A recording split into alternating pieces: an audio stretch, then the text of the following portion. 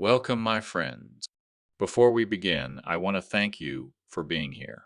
If stories of family love and lessons carried through generations mean something to you, consider subscribing to this channel. It helps keep these stories alive, and I promise each tale will remind you of what truly matters. Today's story is titled They Demanded Treasure from the Locked Room.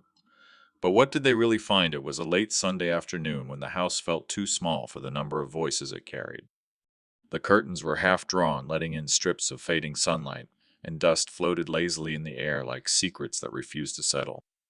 Max, 60 years old, with silver hair combed neatly back, stood at the edge of the living room, his rough worker's hands resting on the top of a worn cane. Around him, his children and grandchildren gathered not with warmth, but with expectation. Their eyes moved toward the end of the corridor where a door with an old brass lock had remained shut for decades.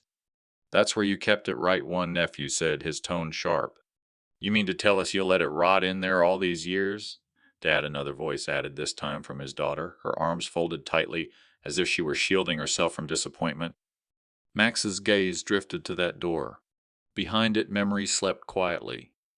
It wasn't gold or silver that lay beyond, but the weight of years, sleepless nights, sacrifices, choices made in silence. His wife's last words still echoed in his heart. "Don't let them mistake your love for coins." But the room full of restless faces didn't care for echoes. They wanted treasure. They wanted keys. "Open it, Grandpa," a young voice insisted. "You can't keep it forever." The demand pressed on Max's chest like a stone. The room seemed to lean in closer, every tick of the wall clock louder than the last. His hand moved slowly to the chain around his neck, where the key, old rusted stubborn, hung like a secret too heavy to carry. He felt their eyes burning into him. A father, a grandfather, a keeper of a room they believed held fortune. Max swallowed hard, his throat dry. He could almost feel the tremor in his wife's voice from years ago, as if she were standing beside him. "One day they will ask. And one day you must show them what treasure really means." And that day had come. The key felt heavier than it ever had before.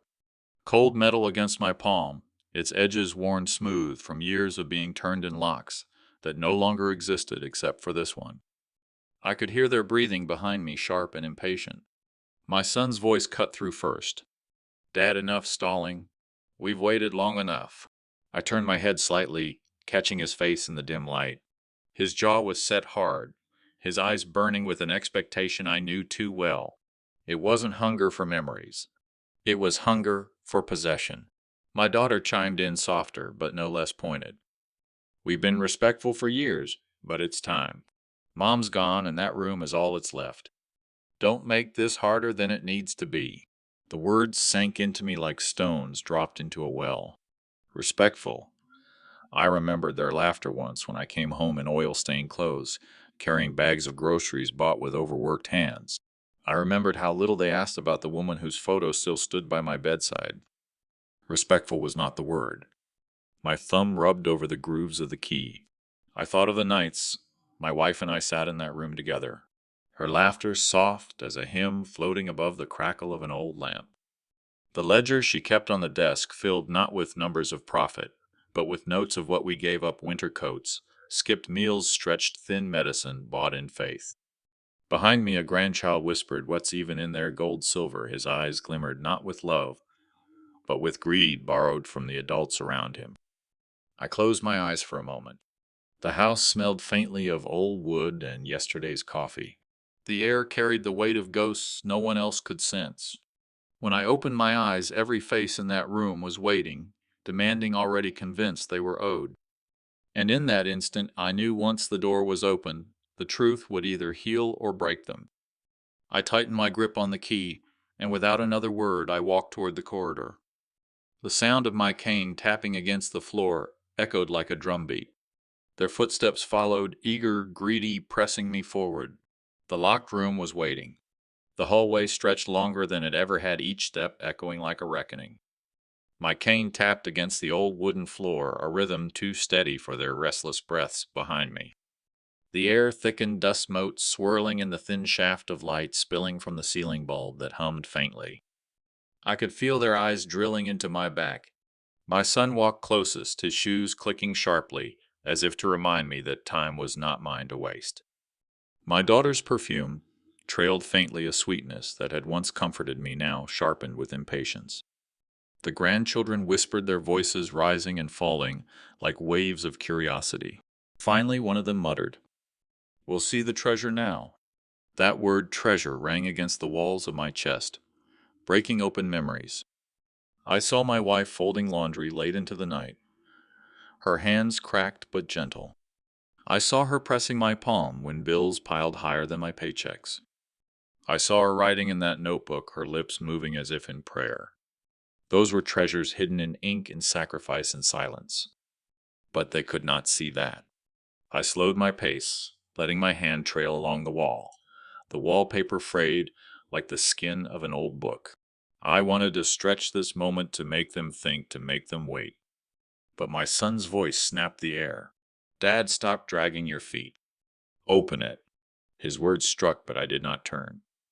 Instead, I pressed forward until we stood before the door. The lock gleamed dully brass, faded but unbroken. The air here smelled different, older, tinged with cedar and something faintly floral, as if the room had trapped her presence inside. I held up the key. The metal caught the light, flickering gold for an instant like a promise. My grip tightened. Behind me, I heard a scoff. "Quit being dramatic. Just do it." Their impatience beat against me, but I let the silence stretch long enough that the bulb above us flickered once. In that silence, I whispered, not for them but for her, "This is not their door. This was ours." I slid the key into the lock. The click was soft, yet it rippled through the hallway like thunder. Gasps rose behind me. Hands shifted, bodies leaned forward, and I thought they believe they are about to claim something. They have no idea that what waits beyond will claim them instead. The door shuddered as I turned the knob. The breath of the house held still, and with a slow push, the locked room opened. The door groaned open, wood brushing against the floor with a weary sigh. Dust billowed into the corridor, catching in their throats. The air inside was still heavy, as if the room itself had been holding its breath for years. A pale rectangle of sunlight pushed through the single high window, landing directly on a wooden chest in the center of the room. Gasps broke the silence. My son stepped past me, his shoes crunching on grit. "There," he muttered, voice sharp with triumph. My daughter's eyes lit, her hands twitching as if she could already feel coins slipping through her fingers. The grandchildren pressed against the doorway, their shadows crowding the floor. I remained at the threshold. My hand lingered on the doorknob, grounding me, steadying me. The scent of cedar, faintly mixed with lavender, spilled out the smell of her clothes, of her folded prayers, of nights we spent planning a future that always slipped away too quickly. My chest ached, but my face stayed still. They swarmed the chest. My son bent down, fingers clawing at the latch. Finally, he whispered, almost giddy. He lifted it, expecting the clatter of gold. Instead, only a creak answered the hinges, giving way to silence. Papers. Old papers bound with string. A journal, its leather cover worn smooth. A stack of envelopes, some yellowed, some barely sealed. My daughter snatched one, tore it open. Her lips moved, reading words not meant to be hers. Confusion clouded her face. "What is this, a grandchild?" reached for the journal, flipping through its pages. Ink smudged dates, scribbled entries filled with lines of exhaustion and hope. They read aloud, their young voice trembling. "Work double shift today. Max is tired, but we will make it. The children will never know the hunger we hide." The room quieted. Even the floorboards seemed to hush. I stepped inside, then cane tapping softly, each sound marking the change in the air. My voice, low but steady, cut through their stunned silence. "You thought there was treasure." I let the words hang, then continued. "But this is what she and I built. This is the wealth you never bothered to see." Their eyes flickered, greed breaking, confusion rising, guilt clawing at the edges. My son clenched his fists, refusing to yield. But the journal in the grandchild's hands glowed in the sunlight like a relic, each word louder than his pride. I looked around the room, my voice dropping to almost a whisper, the kind that forces people to lean in. "Gold rusts. Houses crumble. But these pages, they hold the truth, and the truth cannot be stolen. The silence that followed was heavier than any chest of coins. The words from the journal lingered in the air, fragile as dust yet heavy as stone. My granddaughter, still holding the open book, looked at me with eyes wide, her lips parted as though she had seen a ghost. She whispered, "Grandma wrote this." Her voice was soft, almost reverent. My son reached to snatch it away, but she pulled back, clutching it against her chest. The sunlight glimmered on the leather cover, and in that moment, it looked more valuable than any chest of coins ever could. My daughter, flustered, tore open another envelope, her fingers shaking. Inside was no deed, no bank draft, only a letter. She skimmed it quickly, then her voice faltered as she read aloud, "We have nothing but love to pass on. If they can't see it, then maybe love itself will vanish in their hands." The silence fractured.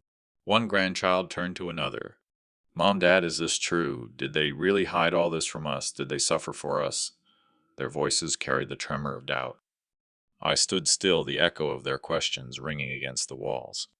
The room seemed smaller now, not because of its size, but because the weight of truth pressed inward from every corner. My son broke the tension, his voice harsh, snapping like a whip.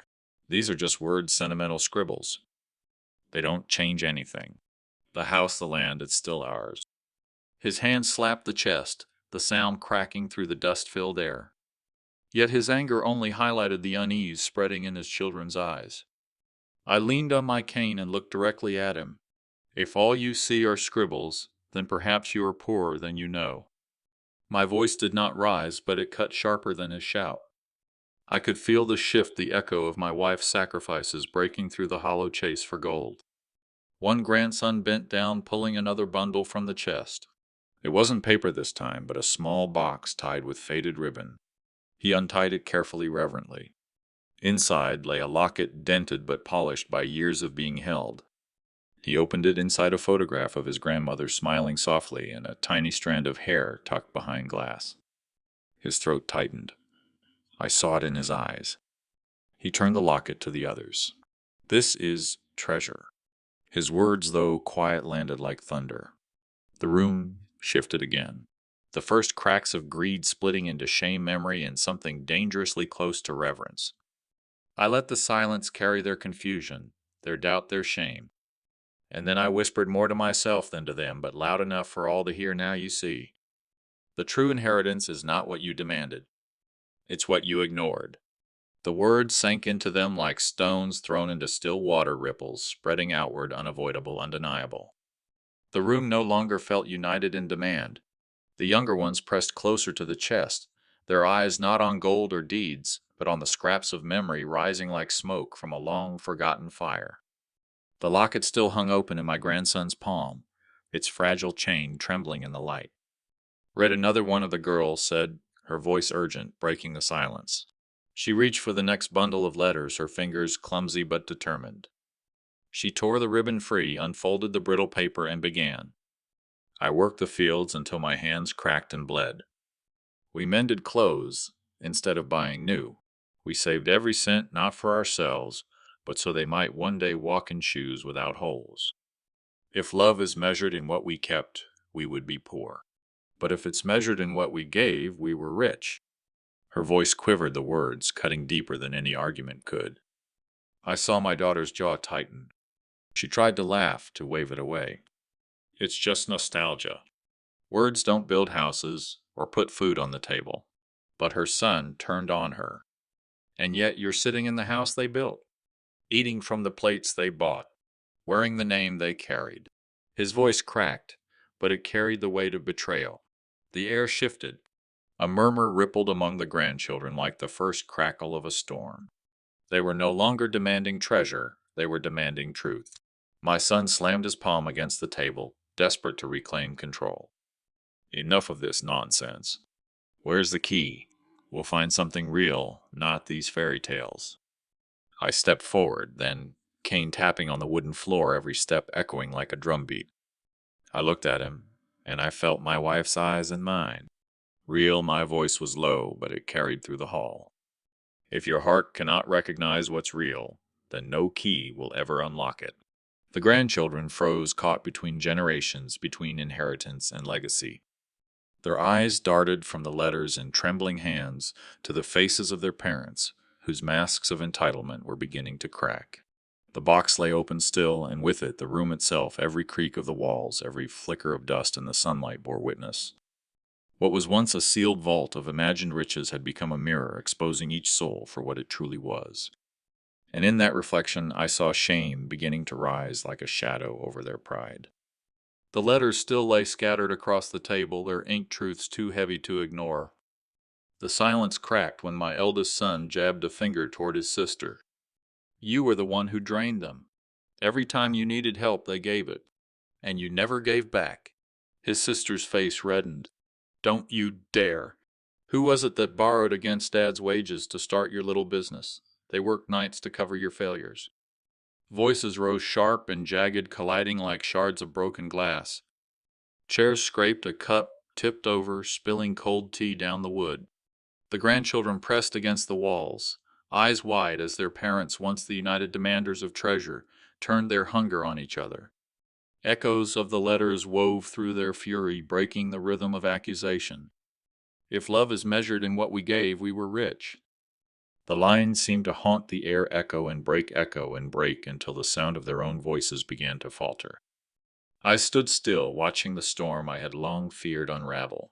For years I had carried my wife's quiet strength, her whispered counsel to wait and let the truth show itself. Now the truth was no longer in my hands. It was in theirs, the words she and I had left behind, each one slicing through the thin fabric of pretense. One daughter's voice cracked softer than the rest, yet it carried. "We're fighting over scraps of what we think is ours when all along we were the debt. We were the weight they carried." The others turned to her, ready to lash out, but the line had already sunk in. It bent the rhythm of the room, slowed the furious arc of their gestures. My son's hand, still raised in accusation, trembled before falling to his side.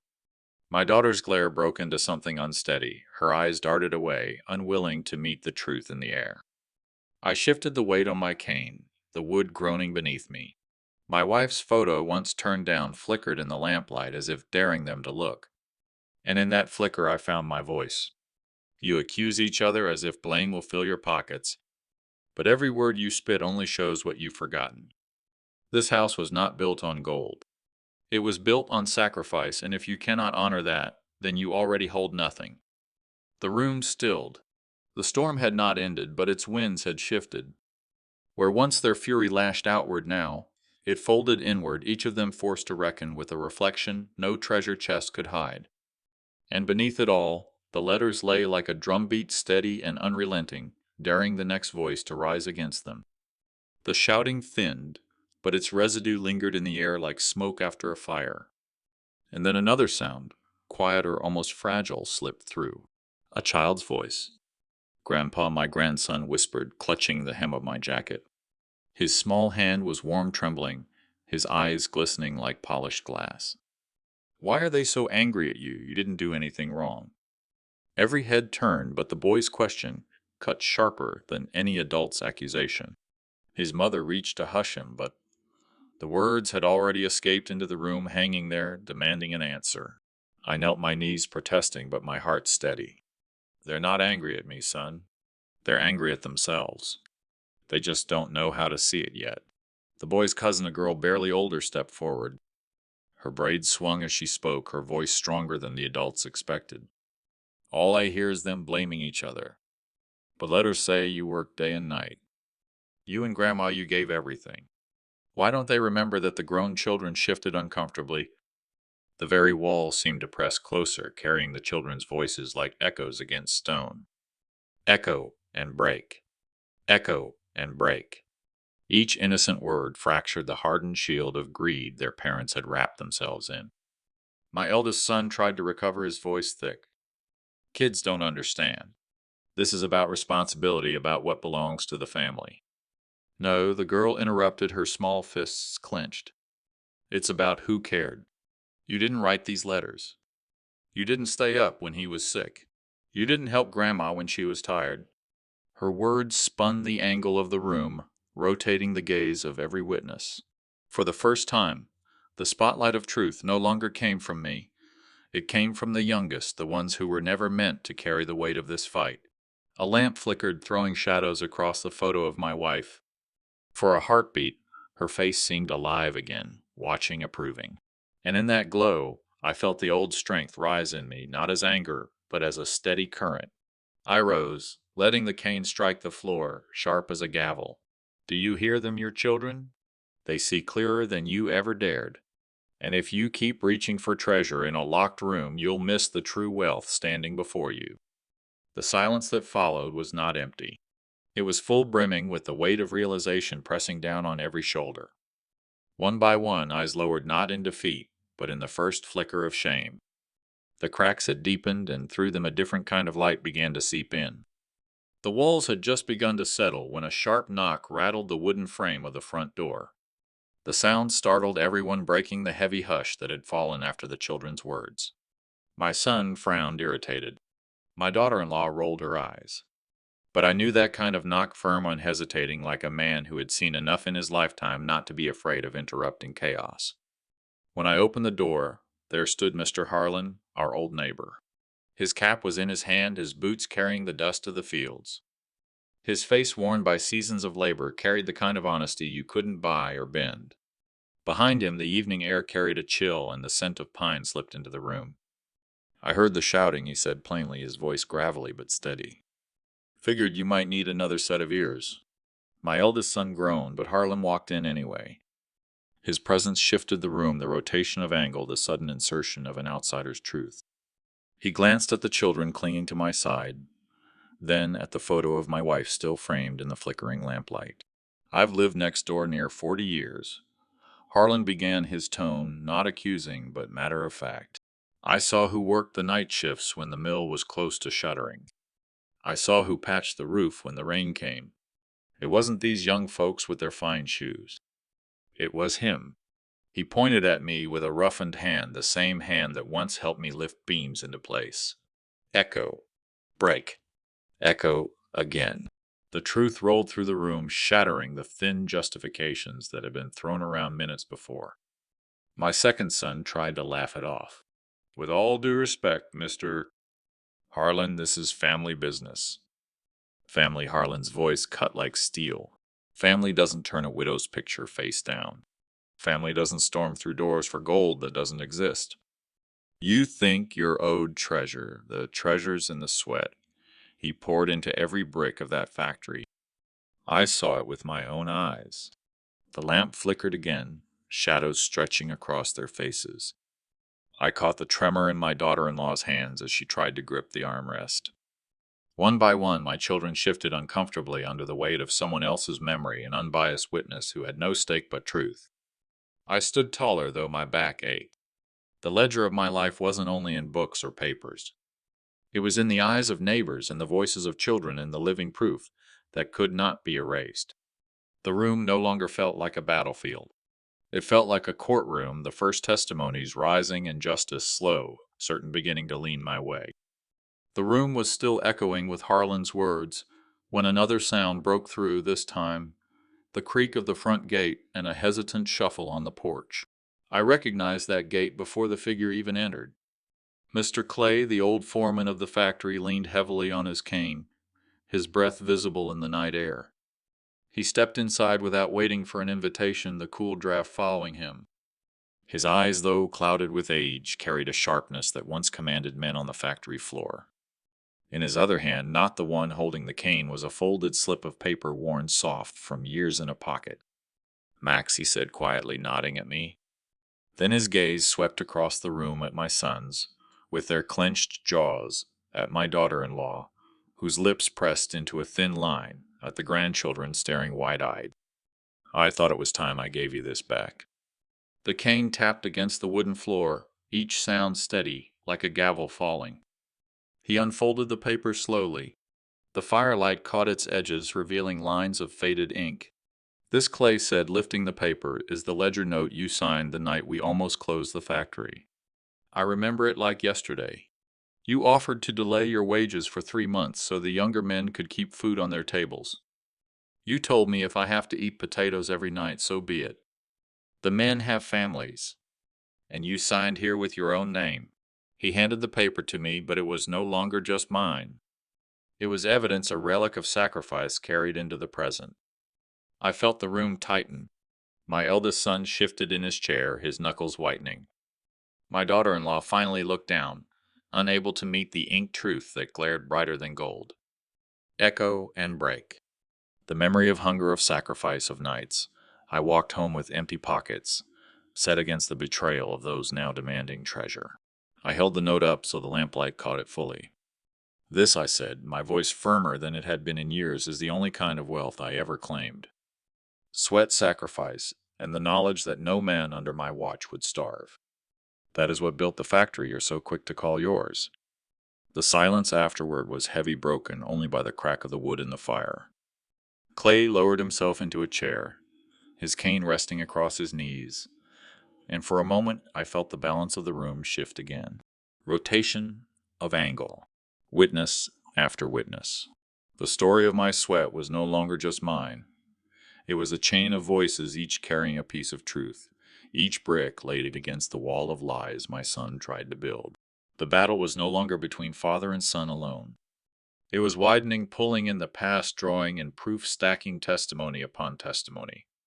The house itself seemed to breathe with it, the walls carrying echoes of labor, loyalty, and loss. And I knew the reckoning was no longer far.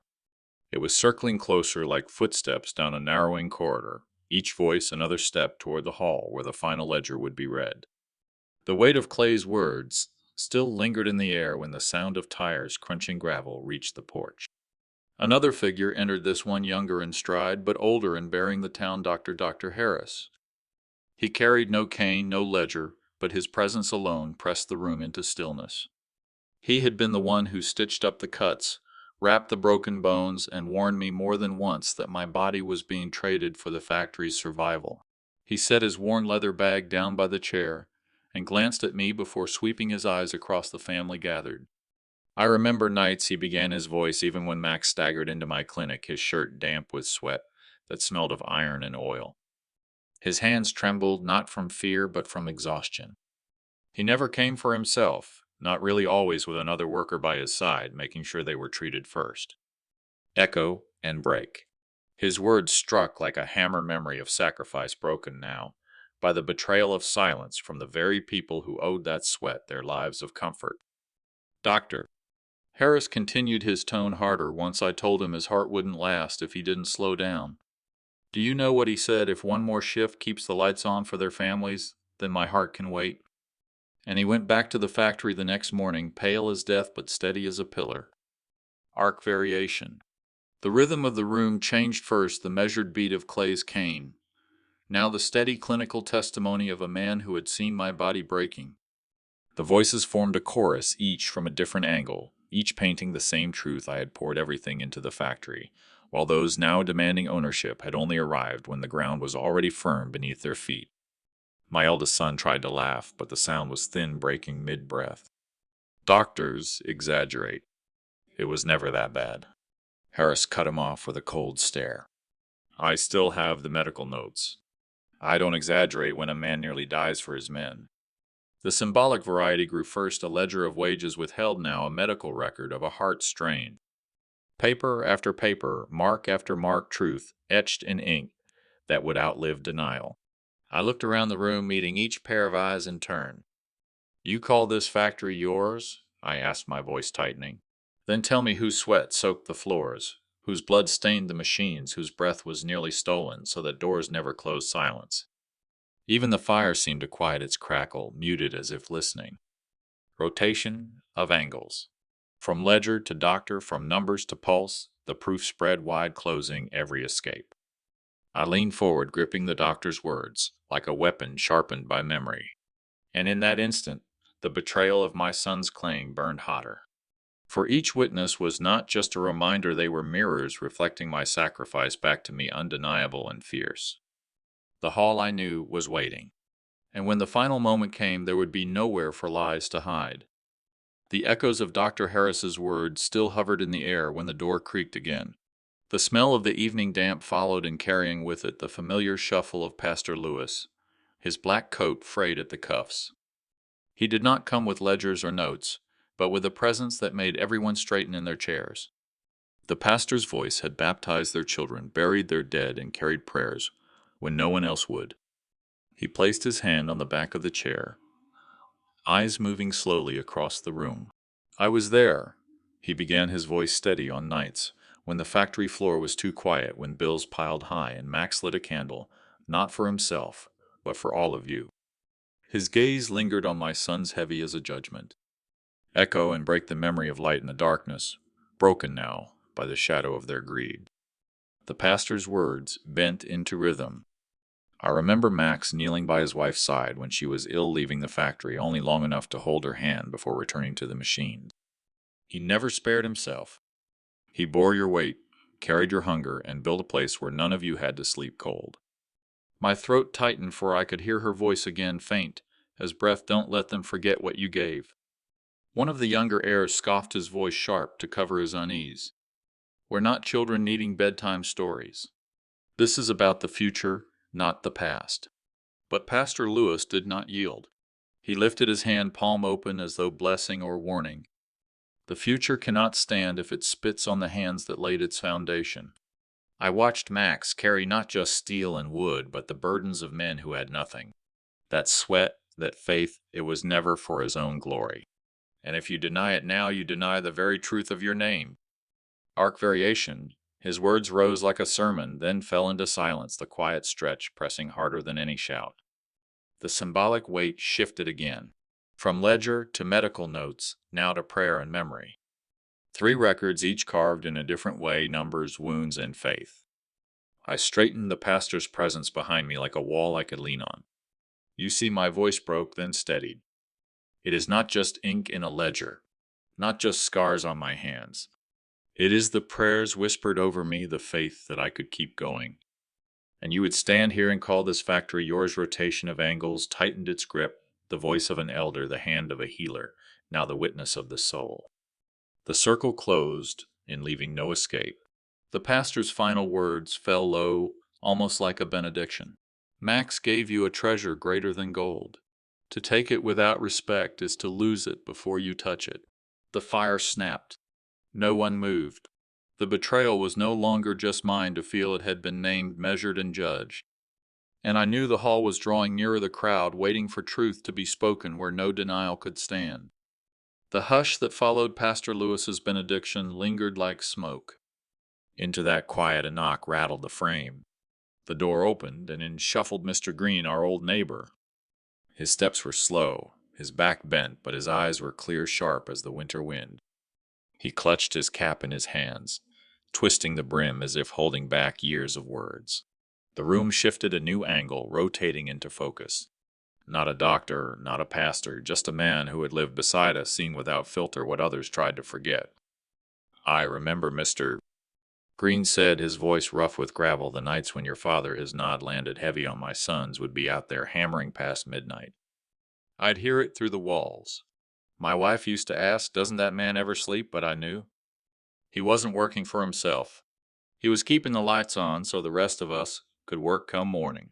Echo and break his words struck against the image of my son's smug claim, it's mine now. The echo shattered. He took a step closer, his boots leaving faint mud marks on the floor. I watched him carry beams twice his weight, watched his hands bleed through those cheap gloves. And when my boy got sick, it wasn't the county or the banks that helped us. It was Max. He slipped money in an envelope, never said a word, just left it on our porch. His voice trembled, his hands gripping the cap tighter. That's the kind of man he is. And now you call this factory yours? The room crackled with tension. My eldest shifted uncomfortably, trying to mask it with a laugh. Old stories, old man. We're talking about the future, about ownership. Mr. Green's eyes narrowed. Ownership, his voice rose, surprising even himself. Ownership isn't paper and signatures. Ownership is the blisters, the sacrifices no one saw, but those who lived close enough to hear the hammer strike at 3 a.m. The symbolic variety deepened. Ledgers, medical notes, prayers, and now the muddy footprints of a neighbor's memory. Each testimony drew the circle tighter, each voice another chain linking the truth. I looked around the room, my own voice rough but steady. You hear it again and again. From doctor, from pastor, from neighbor. Not one speaks of greed. Not one speaks of entitlement. They speak of sweat, sacrifice, and silence. Arc variation bent the rhythm, his story slow and measured, then his final outburst sharp as a crack in wood. The witnesses were no longer just speaking to my sons. They were speaking to the weight of history itself. And I knew soon, very soon, the private room would not hold the truth any longer. The hall outside, the workers, the world itself, it all waited, pressing and demanding the ledger be opened. The neighbor's words still clung to the air when another sound rose, the scrape of heavy boots across the threshold. A broad man with a soot-stained jacket and oil under his nails stepped inside. His presence tilted the room's balance instantly.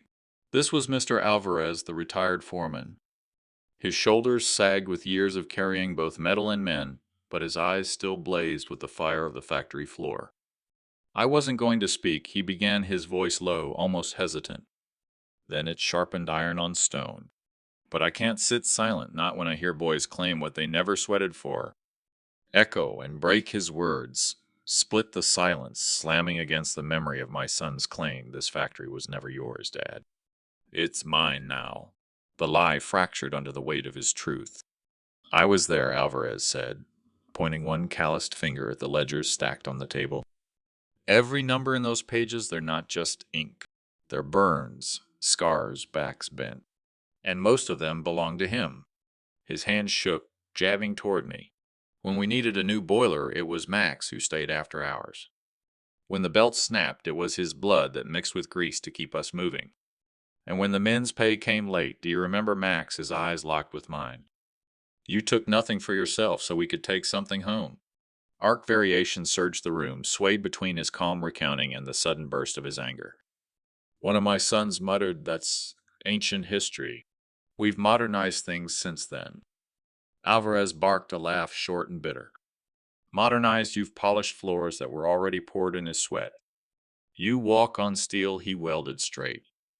Without him, this place would have shut down before you even learned to write your names.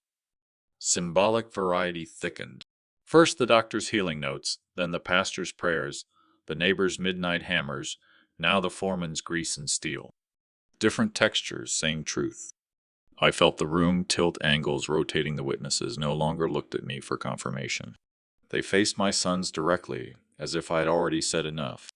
My hands clenched, but not in anger, more in readiness. Because I knew these testimonies were no longer for me to carry alone. They were scaffolding, building a stage for what had to come. The hall outside, restless with murmurs, was already straining to hear. And soon the ledger would leave this private room. It would stand where no denial could drown it, before every worker whose life was written in its lines. The room was still vibrating from Alvarez's words when I rose from my chair. The ledger sat heavy in my hands, more than paper, more than proof. They were a spine made of years, holding up not just my story, but the story of everyone who had labored beside me. A bridging line shifted the air. What had begun as a private argument could no longer stay behind closed doors. The truth demanded a larger witness. I glanced at my sons, their faces stiff with defiance, their eyes darting toward the window where the noise of gathering workers seeped in like a tide. Every cough, every shuffle of boots was a reminder that the factory floor, the true jury, was waiting. "I won't argue with you here," I said, my voice steady, each syllable striking the wooden table like a gavel. "If you claim this factory as yours, then let us walk into the hall. Let us see who sweat the walls remember." The echo and break struck again their earlier boast. This factory was never yours, Dad. Its mine now crashed against the present moment, exposed as hollow before the march of steps growing louder outside. Arc variation twisted the pace. Inside, silence stretched thin, tense as wire. Outside, the rhythm of the workers' gathering swelled, a low thunder climbing toward storm. I turned the knob. The door opened, and light from the hallway bled into the dim room, cutting across the ledgers like a spotlight on stage. The shift in angle was sudden. My private grief turned public resolve. We stepped out. Faces lined the hall, roughened by years of labor, eyes sharp with curiosity and suspicion. They looked at me, then at my sons, then at the books in my arms. A symbolic exchange authority shifting not by inheritance but by recognition. I felt the burn of small emotions in every detail, the dampness of sweat gathering at my temples, the rough paper edges biting into my palm, the faint scent of coal dust clinging to jackets around us. All of it fused into one rising wave. I walked slowly to the center, placed the ledgers on the podium where announcements were once made about wages and safety drills. My sons stood stiff at the side, their bravado shrinking under the sheer weight of so many eyes. I carried these books for decades, I said, lifting one its spine cracked with use. They hold the truth of who built this place. And tonight it will be read aloud. The hall hushed, 1,000 breaths folding into one. Rotation of angles sealed the moment, no longer father versus sons in a quiet room, but a hall full of witnesses, a stage where legacy itself would be decided. And for the first time in years, I felt not alone, but carried by every scar, every testimony, every worker who had ever walked these floors. The hall trembled with silence, a silence so dense it pressed against my chest. The ledgers lay before me, their weight more than paper, their lines more than numbers. They were the pulse of every man and woman who had broken their backs to keep this place alive. A bridging line pulled us deeper. What had been suspicion was about to become revelation. No more shadows, no more whispers. The truth would speak in ink and in voice. I opened the first book. The pages crackled, their edges brown, faintly smelling of sweat and oil from decades gone by. My fingers traced the handwriting, mine shaky and bold, all at once. I cleared my throat. July 12th, 1989. Overtime, 18 hours. Workers, Alvarez, Darnell, Lewis. Pay promised, pay delayed. My own hours, 22. Recorded unpaid, carried forward. The words fell like hammer strikes. The workers shifted in their boots. Faces hardened, jaws tightened. In their silence, I could hear memory stirring wounds, reopening truth, resurfacing. I turned the page. October 3, R 1991.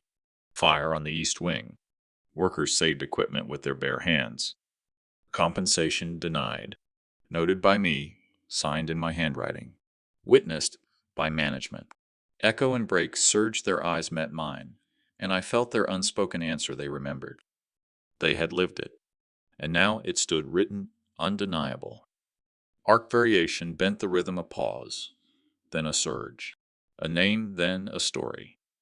A line of ink, then a flood of faces in the crowd, nodding, some whispering, some weeping. I shifted the book for all to see. The lamplight caught the ink, glinting like scars in the open. Symbolic variety bloomed. The ledger was not just paper. It was a mirror held up to time, each line, a wound reopened, each number, a weight pressed down. I felt small emotions gathering sharp as glass, the trembling in my fingers, the dryness in my throat, the sting at the corner of my eyes. Yet my voice held steady like a nail hammered into oak. Rotation of angles widened the scene for my eyes, scanning the faded words to the rows of workers leaning forward, to my sons, shrinking at the edge of the platform, their pride paling in the lantern glow. I turned another page slower this time. March 15, 1995. Accident on the floor. Worker Jenkins. Injury severe.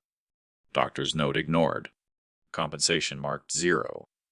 Responsibility pushed onto him. I stopped. The man himself stood in the crowd, sleeve folded where an arm once was. His eyes locked on mine, then on my son's. The hall erupted in murmurs. I raised a hand. You wanted to claim this factory as your own. But these books, I lifted them high. These books know who carried it on their shoulders. Not you, not your arrogance, but them. The hall held its breath. Every page I opened was a drumbeat closer to reckoning, and for the first time I felt the walls themselves lean in, as though the bricks remembered too. The air shifted heavy with more than silence. Now it pulsed with voices waiting to break. The ledger in my hands was no longer mine alone. It belonged to every scar, every sleepless night, every calloused hand that had touched these machines. The bridging line was clear. The ink had spoken, now the people would. A murmur rose low at first, like water seeping through stone. Then a single voice, cracked with age but strong. "He's right," Alvarez said, stepping forward. His back was bent, his shirt stained with grease, even after all these years. "July '89, I was there. We worked past midnight. Promised a bonus, never saw a dime." His words echoed, and the break followed the crowd's stirred faces hardening. Another voice rose sharper. Darnell still tall, his hair now white. "October '91. The fire. I carried out a crate of bolts, with burns on my arms. They told us we were heroes, then docked our pay for lost hours." The rhythm surged. The ledger trembled in my grip, no longer just pages, but testimony amplified by flesh and blood. I looked down my throat tight. "It's written here," I said. "But it's written on you, too." Echo and break circled the ledger line, then the living witness. The ink, then the scar. Arc variation struck. The voices didn't come in neat turns. They collided, overlapped. Jenkins raised his empty sleeve high. "March '95, I begged for help. They called me careless." But here he jabbed a finger toward the ledger. I held his voice cracking here. "It proves they lied the hall," roared murmurs swelling into shouts. Rotation of angles shifted. The workers from the back surged forward, boots scraping the wood floor, while my sons shrank further, their faces pale under the lantern glow. Small emotions clung to every detail, the glisten of sweat on brows, the trembling in clenched fists, the hollow sound of someone's breath hitching as memory bit too deep.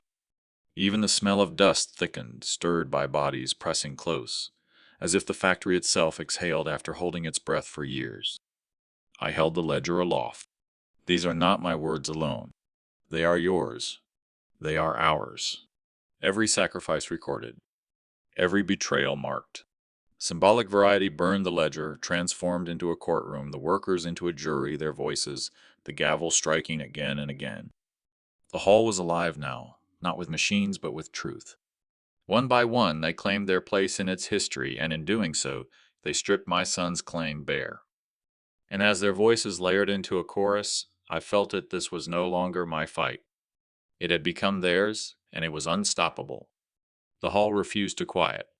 The swell of voices had shifted into something sharper, more unified. They weren't content with fragments of memory anymore. They wanted the whole truth bared. The bridging line unfolded naturally. What began as murmurs had become a demand, not whispered but shouted. "Read it," someone bellowed from the back, voice rough like steel on stone. Read every line. Another picked it up, then another, until the chant throbbed against the beams overhead. My hands shook, not from fear, but from the weight of history pressing forward. I opened the ledger again, the spine creaking like an old bone. 1998. I began, my voice trembling yet steady enough to pierce the noise. 32 hours logged without rest. Promised hazard pay. Not delivered. Echo, then break. A gasp cut through the crowd. A woman in the second row stepped forward, her palms red from years of sorting iron. "That was me," she said, her voice shaking. "I buried my brother that year. I had nothing left, and still they stole." Her admission rippled, binding page to flesh, word to wound. Arc variation rose. The rhythm wasn't smooth. Some demanded louder, others wept quietly, their sobs catching beneath the rafters. I flipped the page. 2001, I read. 4 men injured.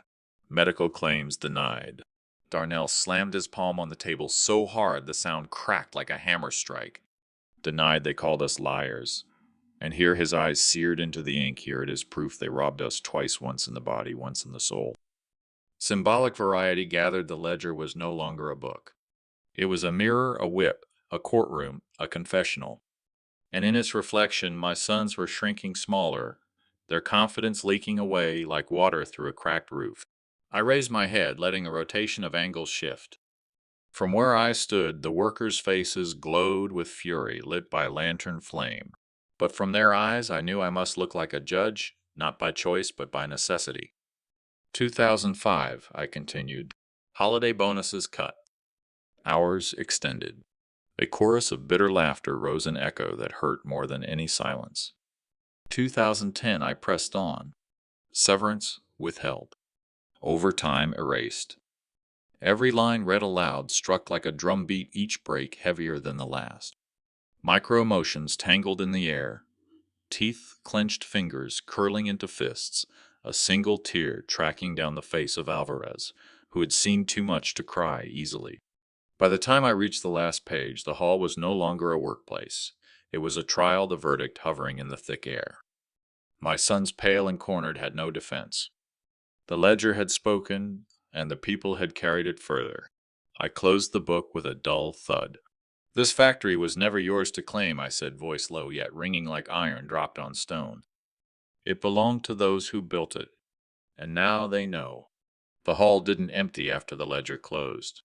It swelled louder, charged with something far more dangerous than noise memory awakened. The bridging line was clear once the words were read. Silence was no longer an option. I watched as the workers turned not to me but to my sons. It was no longer about the father defending his ground. It was about a people reclaiming their dignity. Their gazes were sharp, hundreds of verdicts being cast without a gavel. Darnell stepped forward, his voice like a drum. "You sat in offices lined with polished wood while we bled on the floor. You took the credit, but not the wounds." His words echoed, then broke, each syllable hitting harder than fists. My eldest son tried to stand taller, chin up, but the sweat on his brow betrayed him. "This factory needed leaders," he began, voice cracking. But Alvarez cut him off, his hand, trembling, pointing like an accusation carved in the air. "Leadership isn't theft. Leadership doesn't erase the names of the broken. You stole years. You stole lives." Arc variation rose, the crowd surged, then hushed, then surged again. Some shouted their voices like waves crashing against a seawall. Others whispered their whispers, slicing sharper than knives. I saw my younger son fumble for justification, his fingers tapping nervously against the table. "We kept the business alive," he muttered, but his words drowned in the tide. A woman in the back, small, frail, but unyielding, lifted her voice above them all. "Alive, you called it alive, while we buried our men with empty hands and hollow promises." Symbolic variety took root in the room. The ledger on the table glowed like an unyielding witness. The sweat-stained caps in workers' hands became flags of defiance. The steel beams overhead groaned as though they too remembered the weight of exploitation. Rotation of angles spun. I looked not as a father now, but as a witness myself. Their fury no longer needed me to carry it. I could feel it roll like thunder through the hall. And from their angle, my sons were already shrinking into defendants, two men cornered by truth. Echo and break, return chants began again, rising, falling, pounding. "Who's sweaty? You are sweaty. You are sweat." The rhythm cracked through the air until it felt like the walls themselves were joining. I gripped the edge of the table, my hands steady now. This was no longer my burden alone. "The ledger has spoken," I said. But the hall roared back before I could finish. And so have we. In that moment, I realized my voice was no longer the hammer. The people were. And the verdict had already been delivered, etched, not in ink, but in their eyes. The bridging line from the verdict in their eyes was inevitable. A hall of whispers had grown into a hall of judgment. No one waited for gavel or judge. The people themselves became the court. I stood back as Alvarez placed the ledger in the center table like holy scripture. The leather creaked when he pressed his hand upon it, his eyes never leaving my son's. "These pages carry sweat. They carry blood. And tonight they carry justice." The crowd echoed, then broke into silence so sharp it burned. The air thickened with the smell of oil and rust, as though the factory itself had leaned closer. A fluorescent bulb flickered overhead, casting jagged shadows across faces lined with exhaustion and resolve. Arc variations surged. Some workers shouted accusations with booming voices. Others spoke low and steady, each testimony slicing deeper. Darnell raised his fist. I lifted iron until my back bent. "You told the world it was your vision that built this place. But vision doesn't blister. Vision doesn't bleed." His fist trembled, veins pulsing, yet his voice carried the weight of generations. Rotation of angles widened from the stage. My sons looked smaller, cornered by the very people they had once dismissed. From the floor, every worker looked taller shoulders, squared eyes fierce. Even the women who once swept the offices now stood with dignity, their voices weaving into the chorus of indictment. Symbolic variety filled the hall. The steel beams above groaned like witnesses, the caps and calloused hands waved like banners of revolt, and the ledger's ink shimmered in the harsh light, as though it was alive, breathing with their truth. Echo and break shattered the silence. "Whose sweat?" one voice cried. "Oh, you are sweat," the hall thundered back. Again, louder, rhythmic, relentless. My heart pounded with their cadence. It was no longer chant, it was sentence. I shifted to first person, feeling the storm close around me. I raised my hand not to silence, but to join. "This hall," I said, voice rising above the roar, "was built with these hands, not with words scribbled on contracts. My sons may claim ownership, but the truth lives here in the ledger, in the bodies that bent, in the hearts that never gave up." The workers roared, shaking the rafters. My sons shrank further, their confidence stripped bare under the weight of truth. Arc variation closed in one last surge of sound. Then stillness again. Alvarez lifted the ledger, high the paper edges trembling under the fluorescent glow. "This isn't a factory built by inheritance," he said. "This is a factory built by us." And the hall answered as one, their voices fusing into a single verdict that would outlive contracts and bloodlines. The hall's roar had quieted, yet its echo clung to the walls like smoke. The bridging line into the next moment was clear. Judgment had been spoken by the workers, but my voice still had to carve the final mark. The ledger lay heavy on the table, awaiting blade. I stepped forward, slow, deliberate. My boots scuffed against the concrete floor, the sound sharp in the hush. My son's eyes darted like trapped animals, the shine of arrogance gone, replaced by sweat, glistening on their foreheads. Arc variation rose. My hand trembled as I touched the ledger, then steadied like a man gripping the rail of a ship in storm. I opened it wide, the paper crinkling like brittle bone. The ink smelled faintly of oil, and time, a ghost of every hour, worked under these steel rafters. I raised my voice so it cut through the silence. "This," I said, pointing at the first entry, "is the truth you cannot erase."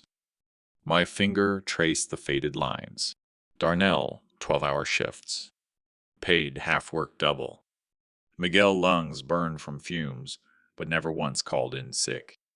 Alma sweeping offices, yet her paycheck carried another name. Echo and brakes surged. I read the hall thundered. "Whose sweat?" I asked. And the workers answered louder than before, "You are sweat." The chant slammed against the walls, then fell to stillness so pure it almost rang. Symbolic variety deepened. The ledger pages glowed pale under the flickering lights, each turn of the sheet like the turn of a knife. My hands, scarred and calloused, looked older, but tonight they held more power than any contract stamped in ink. Rotation of angles shifted. I saw from above the stage the workers rising shoulder to shoulder, their silhouettes like a tide. From below I saw my sons shrinking, their polished shoes slipping on the same floor where others had bled. I leaned forward, voice breaking into first person. "You call this factory yours? Then look into the ink. These are the names that carried the beams. These are the backs that lifted steel. This factory breathes with their sweat, not with your claims."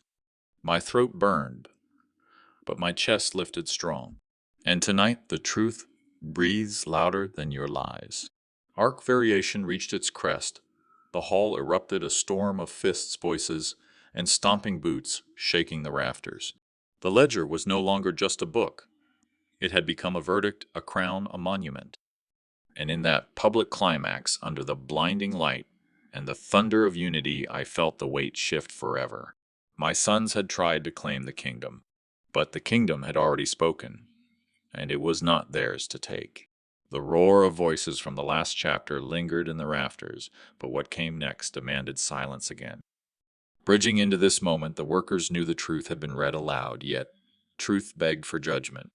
The hall adjusted itself, hundreds of bodies shifting like a sea before a storm. The old microphone on the podium screeched when I leaned closer. Its crackle filled the air, then cut to stillness.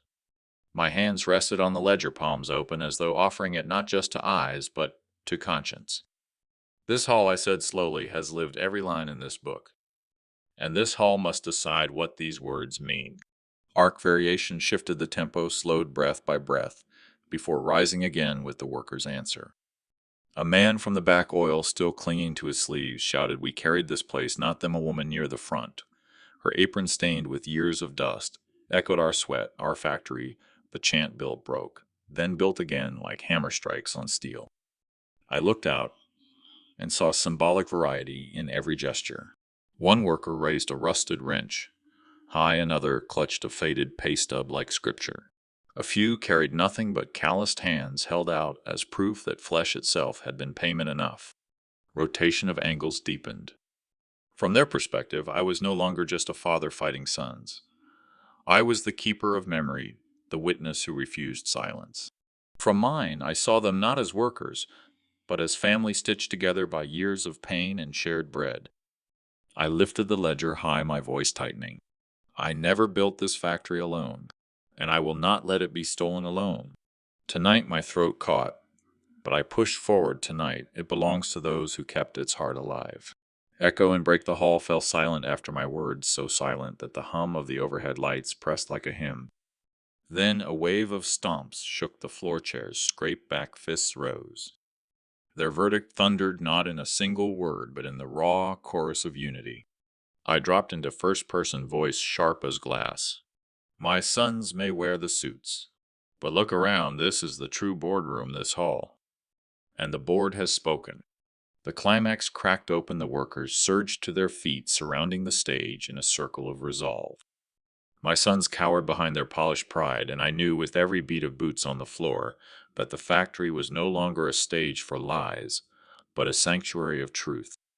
The hall had rendered judgment, and judgment once spoken by many could never be taken back. The hall had just delivered its verdict, its roar echoing off the steel beams overhead. But as the noise began to ebb, my eldest son stepped forward. His tie loosened, his voice sharp with desperation. "This mob doesn't decide anything," he spat. "Your old dad. You cling to stories and sweat. The factory is ours by right. Paperwork speaks louder than your worn-out ledger." Bridging the shift, the crowd's thunder stilled into a low rumble, waiting to see if his words could stand against the tide of truth already turned. I felt the tremor in my own chest, but my hands steadied as they rested on the podium. Arc variation bent the rhythm, his voice rushed brittle, while mine slowed heavy with certainty. From my coat pocket I drew a sealed envelope. The wax, though cracked with years, still bore the faded imprint of my wife's careful hand. Symbolic variety deepened. The ledger had spoken of labor, but this envelope spoke of love. "You claim the law," I said, my voice rising, "but here is her law. The one who stood beside me when this place was nothing but dust and debt." Rotation of angles shifted again. I watched my sons' faces tighten, their bravado leaking away as the workers leaned forward, their breaths caught. I saw the factory lights flicker against the white paper, as though even the bulbs bent to bear witness. I tore the envelope open, the brittle paper whispering like an old prayer. Inside was my wife's will, written in her slanted hand. My throat tightened as I read aloud to my husband, who gave every hour to turn steel into bread, and to the workers who stood by him like brothers and sisters. I leave my share of the factory, not to be broken, not to be sold, but to be kept alive as our common home. Echo and break struck. The hall froze in silence so complete that the sound of the page trembling in my hand seemed to thunder. Then came the break, a roar louder than before, stomps shaking the floor, cries of her word. Her word stands, first person, cracked through sharp as fire. "You said this factory was yours. But listen," her voice still speaks. And her voice is stronger than both of us. My sons staggered back, their confidence draining like color from their faces. The workers surged forward, not in violence, but in reverence, reaching out toward the page as though it were scripture. Symbol met symbol, the ledger of sweat and the will of love together unassailable. The hall had heard the factory's past. Now it had heard its eternal vow. And in that vow, every false claim fell to ash. The paper still fluttered in my hand when my youngest son's cry split the hall. His face was red, his fists clenched, and his words cracked like glass. No, this isn't real. You forged it. You tricked everyone. His voice ricocheted against the metal beams, raw and desperate. The shift came sharply, bridging the roar of celebration into a moment of fracture. The crowd turned as one, their cheers hushed to a simmer. Arc variation bent the scene, his panic quick staccato, while the worker's silence stretched slow and heavy, pressing down on him like weight he couldn't bear. I looked at him, the boy I had carried on my shoulders through these same factory doors, the boy who once traced his small fingers over my calloused hands and asked how fire could bend steel. Symbol met symbol. The will was her word, the ledger was my sweat. And now his trembling voice was the sound of betrayal breaking under truth. I did not forge her hand. I said, each word deliberate, a hammer striking steel. I have no need to invent her love nor my labor. Look at this floor. Every crack bears my footprints. Every machine carries the oil of these hands. And every man and woman here has seen it. Rotation of angles swept wide. Workers in the back began to move, slow at first, then steady. They wheeled forward an old wooden board, scarred with burn marks and names carved deep into its surface. A witness table of memory lifted from the breakroom wall where decades of employees had etched their signatures. Read them, one worker called out. Read the names. Proof enough. The boy's protests tangled in his throat as I ran my palm over those carved lines. Echo and break struck hard, the hall silent again, then shattering as I spoke. This is the hall of memory. It cannot be bought. It cannot be stolen. And it will never forget. My son stumbled backward, his cries drowned by a tide of voices rising together. Workers pounded the floor with boots, the sound like drums of judgment. Others lifted the ledger high in one hand, the will in another, and the carved board in between. Symbols, woven past and present sweat, and vow her word and their names. First person bled into the roar. You wanted treasure. You demanded your claim. But here it is, the treasure of hands, hearts, and voices. And you cannot bury it with greed. The youngest son's knees buckled. His hands covered his ears as if to block out the chant that grew wave after wave, her word, his sweat, our home. The hall had chosen, not through paper alone, but through memory carved in wood, through vows lived in flesh. And in that thunder all doubt was burned away. The hall still vibrated from the chant when an old foreman stepped forward, his boots heavy, his voice a rasp that carried clear. We've spoken with our throats. Now let us speak with our hands. He laid a long sheet of paper across the wooden board, the same board scarred by decades of carved names. Arc variation shifted the mood again. Shouts cooled into a purposeful hush, like fire settling into embers ready to brand. One by one, workers dipped their pens in ink and pressed their signatures. The sound was small scratch of nib on paper, the creak of wood beneath weight, but each mark echoed louder than any cry my son had made. I stood at the front, the ledger open at my side, my wife's will above my heart.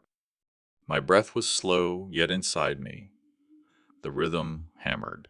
This is the moment, I thought, not just words, but binding, not just a chant, but a covenant.